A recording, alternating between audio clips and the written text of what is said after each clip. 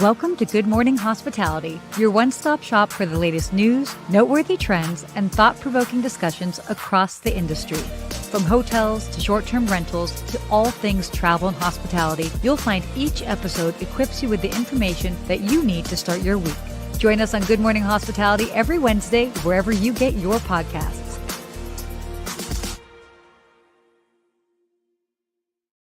All right. What? Good morning. Good morning. Oh my gosh. Okay. Well, guys, we are live today. Something a little bit different for Good Morning Hospitality. Also, Steve has transformed himself. Oh my gosh.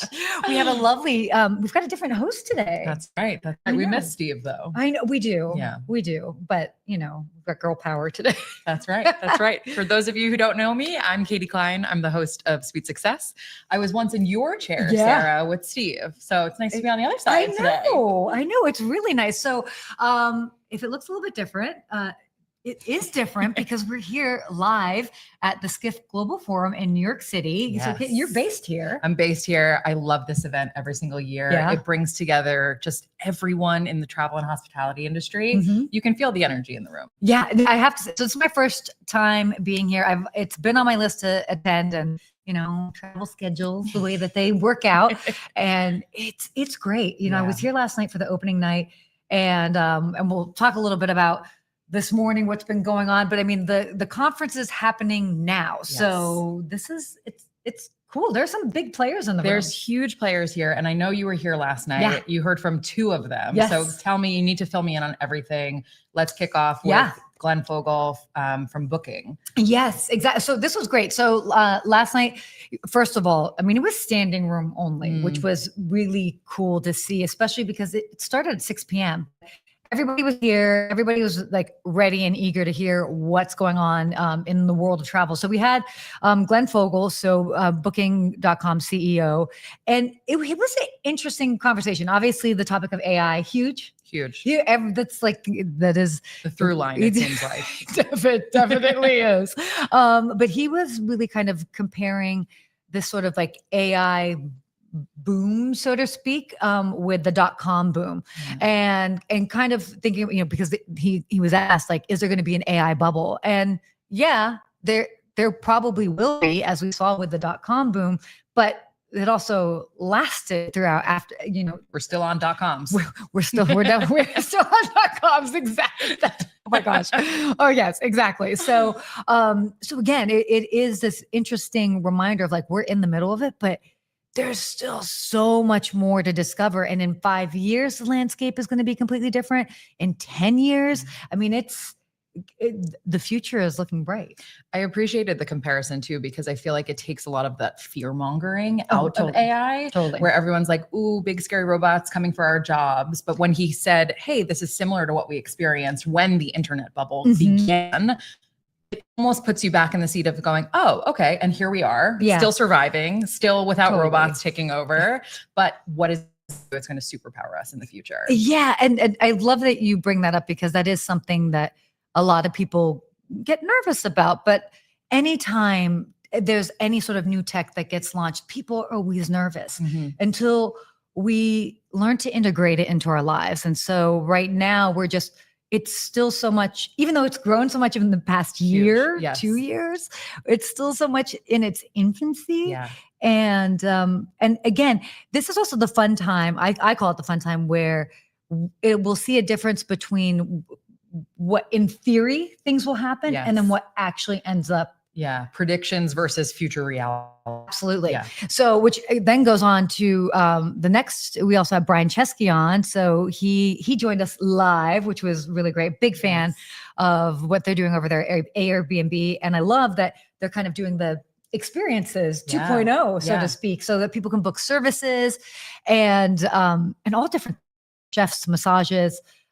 I love that it's very much a one-stop shop, because there is a market for that. And That's there exactly it. are actual apps that you can book just massages on. You can book just chefs on or whatever. So I think when we think about the travel experience, this is a huge opportunity for the company to bring in that 360-degree element of while you're in the destination. And there's so much consumer trust in Airbnb already. Totally. So if they're going to curate services, experiences, already you're going to think, that's someplace that I might want to book. That's a chef I might want to trust and enjoy because it has Airbnb stamp of approval. Well, and what he mentioned last night is, kind of the big thing of like, why does a consumer choose a hotel versus an Airbnb? Obviously, there are different reasons why you would want to stay in a different location. But he was saying one of the big aspects that they got back as far as feedback is what people liked about hotels is all the services that they can have. Yeah. So how nice that you can now have that with Airbnb. I mean, to me, it just makes sense. Yeah.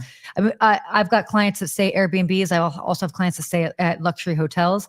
When they're in an Airbnb, many times they are with the whole family. Yeah. And yes, they want a chef, or, they've got kids running around in this and they want to like tuck away and just have a massage or something. And it just is nice to show them like what the capabilities are. I think, Sarah, you know better than anyone how integral the concierge is to the travel experience, right? Yes. And so you're right. All of a sudden, it's the same guest. It's not you're an Airbnb guest or you're a hotel guest. Totally. We're seeing different choices for different trips. But you still want those services. Yeah. So here they're using AI, they're using technology to bring a concierge-like element to that experience. And as a hotelier, I mean, for those that have followed me for a while, like I've been a big fan of what they're doing with Airbnb because look, and this was, by the way, this sentiment was echoed by both Glenn last night as well as Brian, but like the travel pie is big enough. Yeah. Like just give people options, and we'll get into it today, but it's like, we had the CEO of Frontier Airlines and we're trying to do a comparison between Frontier and United. And he's like, but it's like, it's a different type of traveler. And I think that is the sentiment, is that working together and giving people more accessible ways. Like travel's become more accessible than ever before. And it keeps and that's what we want. We want people to travel. Right.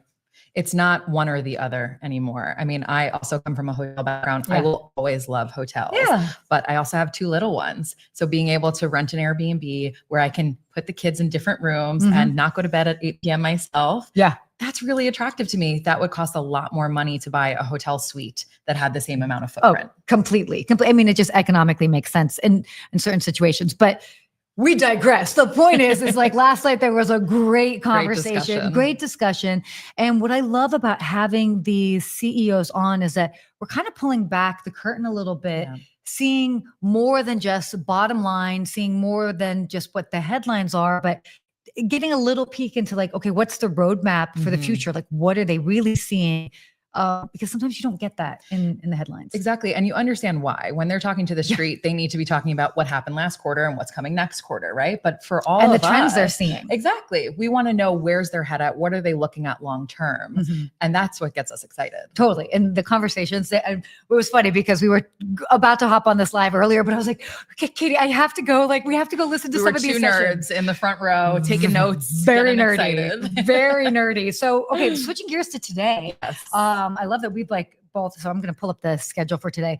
There's already been some great conversations. Rafa obviously just leading the conversation. That's always been great. But our dear friend Peter Greenberg having a conversation on the future of domestic air travel with Barry Biffle. Yeah, from Frontier Airlines. That was neat. What stood out from you with that? I loved what they were talking about with that standby pass. I didn't realize that Frontier had that offering, and that seems really cool and interesting to me. And the way that he likened it to, this is some of the perks that we give to our employees, but actually you're confirmed in advance. So you don't actually have to show up to the airport and then be told there's no space, which that's what standby is, what you'd expect. This seems kind of like the best of both worlds. I definitely want to check that out. I actually have not checked that out. I mean, everybody knows my loyalty. We won't drop names here, but what I did find interesting, and I love that Barry stuck to this because I agree wholeheartedly. And dear friend Peter, but I love that Peter was like, so the CEO of United said this, trying to stir some things up. But again, at the end of the day, each of these companies offer a slightly different product, and you are appealing to a different demographic, a different clientele. And so long as people have an option and a way to move, I'm here for it. Yeah. Also, I think this goes back to what you were saying earlier about having moderators like Peter, like the Skift editorial team, to really poke at those questions that we're all wondering about, that we all would love to have a CEO's take on. Yeah. They're doing it in real time, and we get to actually hear that unfiltered take. We were talking about that, is that I think many times you attend conferences and you're like, okay, it's clear that the CEOs came in with their talking points. We get it. We understand the exchange. And Sarah, you know I'm a publicist, so like, I love a talking point. I want them to read their briefing sheets, but the audience, we want the real stuff. Yeah. And there's something to be said for when the moderator asks a question and you have to see them like, oh, we got to do a little sidestep here. But again, it's how they navigate that. And I feel like you're able to just dig a hair deeper, which has been great to see. I mean, I'm so excited to hear the rest of the day as it goes through. But there was, what were some of the other conversations? Oh, we then moved on to the CEO of IHG, Ellie, and he was really showing some exciting growth plans for the company. Yeah. What did you think really stood out from that chat? Well, I mean, and it's something I agree with. I haven't heard it necessarily just said so succinctly, but like hotel growth and like where that whole space is going, it's moving east. So talking about moving to the Middle East, moving to India, Southeast Asia, China. Yeah. And I think that that's really important, especially for American travelers to really take note, because I think all too often we can be a little bit siloed and think of the usual suspects. And there's so much, not only there's so many people, but there's also so much potential and growth. Like there's spending power in these other parts of the world that we should not be sleeping on. Yeah. I really liked when he was talking about Japan. And I've been hearing that from other people in the industry about how important Japan is becoming as a travel destination, and has been some time. But he shared a stat, and it was something like less than 10% of hotels in Japan are from internationally flagged companies. So again, huge runway. I thought that was really interesting. That was cool. That was cool. And a big runway there. And I think as you start to see more international travelers come in, he was talking about travelers from China, travelers from India visiting Japan. Those are countries where they are familiar with these international brands, and they want that recognition. They want that comfort level when they're choosing where to stay. Yeah. I thought that was really interesting. I mean, I have yet to go to Japan. Have you been? Wow. I have a long time ago. I think we should go. Let's go on a trip. I mean, by the way, did you notice how she didn't even pause? She was like, I think we should go. Agree. Agree. What are you doing next Wednesday? Go to Japan with you. But yeah, no, this was, again, it was a great conversation, and he's so articulate in how he's just and understands the space from a global perspective. And that's another big reminder that, again, we're living in a more globally connected environment than ever before. Travel's become easier, like flying somewhere. I mean, just in July, I went from LA and I did a layover in Rome, went to the Colosseum, saw one world wonder, and then went to Egypt and saw the pyramids the next day. And then I was back by Monday. Wow. Now, granted, that is not a trip for everybody. It was pretty aggressive, but I mean, I did that. But my flight cost $900. Wow. Like I was able, and then I got one hotel or two hotel nights. It was like 150. I mean, it did not break the bank. For $1,000, you saw 2 world wonders. Yeah. I mean, that's a good bargain. Exactly. I mean, I didn't sleep, but that's a story for another day. So sleep. Yes, we got world wonders to check out. He also mentioned about the acquisition of Ruby, and I thought it was really interesting to hear him talk more about that brand as well. Yeah. Do you want to share like a little? Yeah, he was just talking about how this is a brand that's really known for being in the epicenter of cities that you want to visit and bring that design approach forward. Yeah. So again, really interesting to see how these bigger companies are starting to touch on the boutique spaces as well. Absolutely. I mean, I've always been a big fan of, we've seen these bigger brands that's why they have all of these different options as far as hotel brands, because people might want to, whether it's like take advantage of the loyalty and rewards programs, but then they want a different type of experience. And again, a person that seeks out boutique hotels is different than somebody that might seek out like a conference hotel that's going to be really big, or maybe they want to stay in a home rental. Yeah. So, and again, that comfort level of if you are traveling to a city you've been to a million times, you might feel much more open to trying a boutique hotel that doesn't have the backing. But if you are taking that once in a lifetime trip or visiting a destination that is new to you, is foreign to you, knowing that you have the backing of the IHGs and the other brands like that, that might give you the confidence for your trip as well. Yeah. Hold on 2 seconds. It looks like the camera was unplugged, sir. Will, let's see what's going on. We'll keep the conversation started going here. I just looked over. I was like, I don't know if we're on. You guys, this is what happens when you do live. This is live. What's going on? Do you see us talking? We do have a couple of other things to kind of cover. What's going on? All right, guys, we're going to keep this show going, and maybe you'll see our faces pop up shortly. Ooh, maybe. There we are. We're back. Hey guys, we're back. I don't know how long you haven't seen our beautiful faces, but they're still just as beautiful. We're here. We're here. We promise. We're here. Okay, so there was another conversation that happened this morning at the Skift Global Forum with Chris Hartley from the Global Hotel Alliance. I have to say, I had the chance to interview him like 3 years ago, several podcasts ago, and I love what they're doing. Yeah. And this was a great conversation. I don't know if you're familiar with them. Yeah, of course. Yeah. But I think talk a bit more about what he was sharing is great. Yeah. So, I mean, for those that aren't as familiar with the Global Hotel Alliance, they basically provide a loyalty and rewards program to those independent luxury brands that aren't under the bigger umbrellas, like under the Marriott's, Hilton's, IHG's, all of that.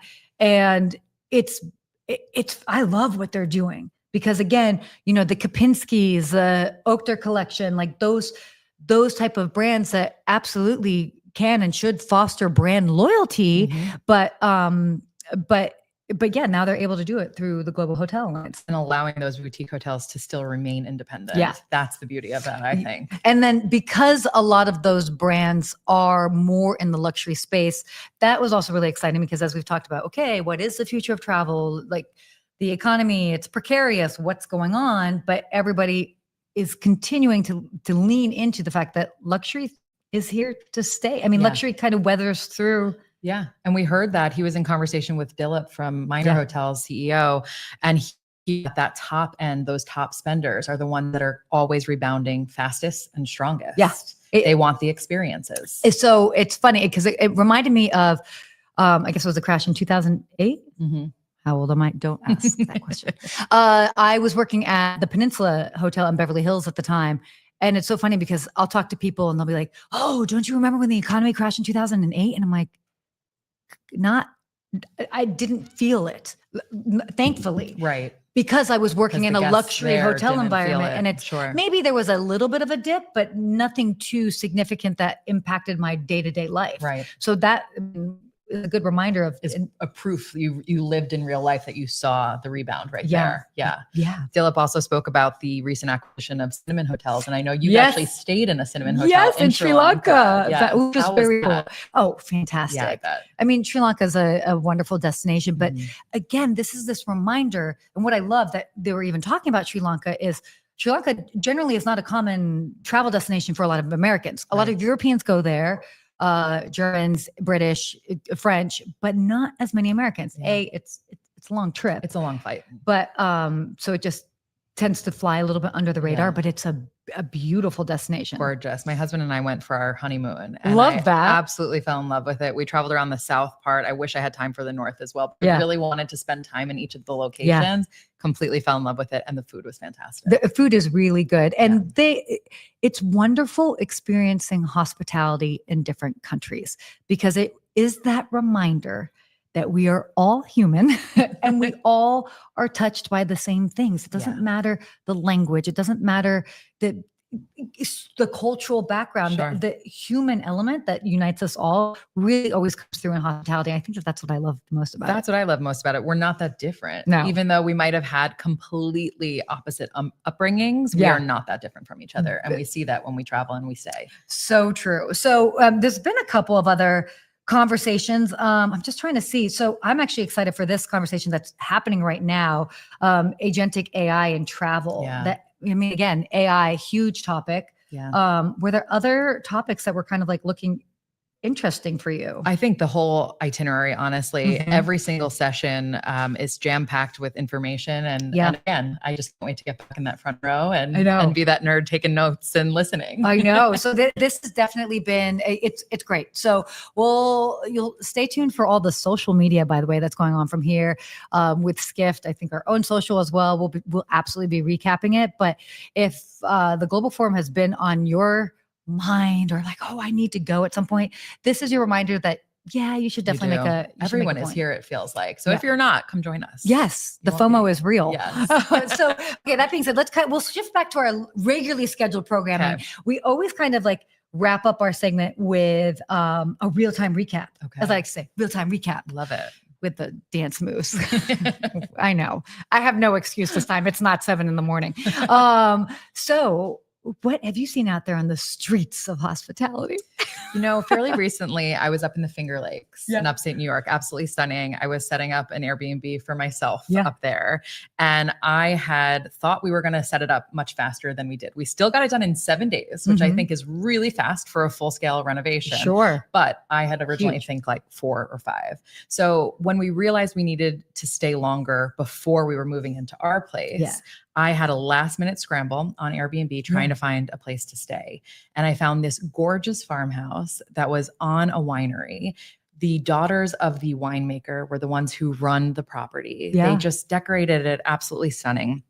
And not only were they able to accommodate me pretty much instantly, they knew I was traveling with kiddos. They had the pack and play set up for me. They had a bottle of their vineyard's wine in the fridge, just those little things. And I think a lot of times, in the hotel space, of course, you can just book instantly. Yeah. But when we are dealing with real-time hosts, you get that hospitality almost more so sometimes. Yeah. Oh, because absolutely. They were really taking care of me and saying like, oh, that must be so stressful that you're looking for a place last minute. Yeah, we're ready for you. Yeah, you can check in early. Yeah, the bed is set up. So I just loved everything about that experience. Oh, that's great. And it's always a reminder of like, hospitality is all around us, and which is great. So, I actually, on my trip out from Los Angeles to JFK, I flew Delta One. Lovely. So everybody knows I'm a big fan of Delta. And so I was cashing in on some points and upgraded because I hadn't had that experience yet. I know everybody must think I travel first class all the time, and I do not. But I had the opportunity to try it, and I was like, I want to do this and see what this whole experience is like. Sure. And from Los Angeles, you have a whole separate entrance, separate security. You go in, and it's like a proper restaurant that they've got a menu and you can order from. You don't have to pay anything extra for. Obviously, it's all included, and then you're kind of like whisked away, and you almost have. Mine's almost like flying private or so. So I think I haven't flown private. I've arranged at least as we see on Netflix. I've arranged a lot of private flights, but for the case of this, I'm really digging myself into a big hole here. For the case of this, it's like you have this whole private entrance. It was almost like they helped you with your bags through security. Not quite, but it was very pleasant, very easy. And again, it just had that wonderful hospitality. But one of the reasons why I know a lot of people are like, oh my gosh, you and your Delta. Here's my thing with Delta. And I will continue to say this until proven otherwise, by the way. Any brand can come and change my opinion. I'm open to that. I don't know what they do with their training, but their entire team is excellent. And they're really good at just delivering service, whether it's they acknowledge status, whatever it might be.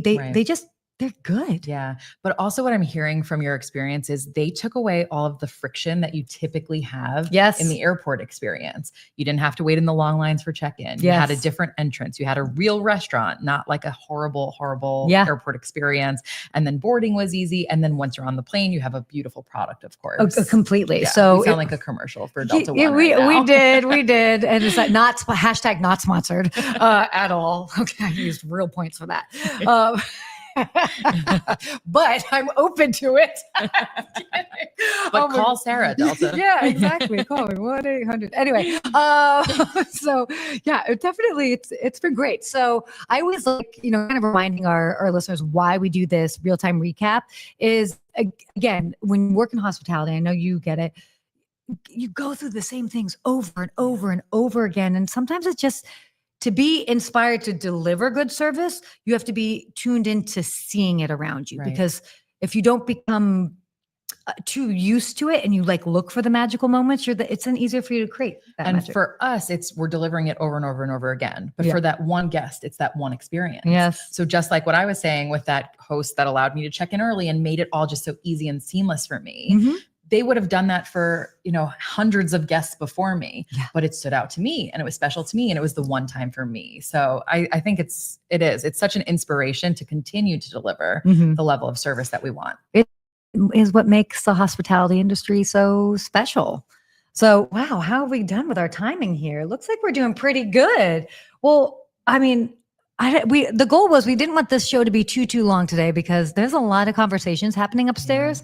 And we want to get back out there. Yeah, so we have lots of notes to take. We do. And people to listen to. Exactly. Ideas to be inspired. But this was fun. Hopefully you enjoyed the two of us, something a little bit different on a Wednesday. Thank you for letting me join. Oh my goch, thank you for joining. Thanks, Steve, as well. Yeah, right? Next time I'll wear my you. hat. So yeah, we can be hats. We can be hat twins. Twins. I love that. Well, We'll do our regular sign off here. As all you guys for tuning in, you can always check out, be sure to follow, share, like the show, all of that good stuff. But until next time, stay hospitable. Bye.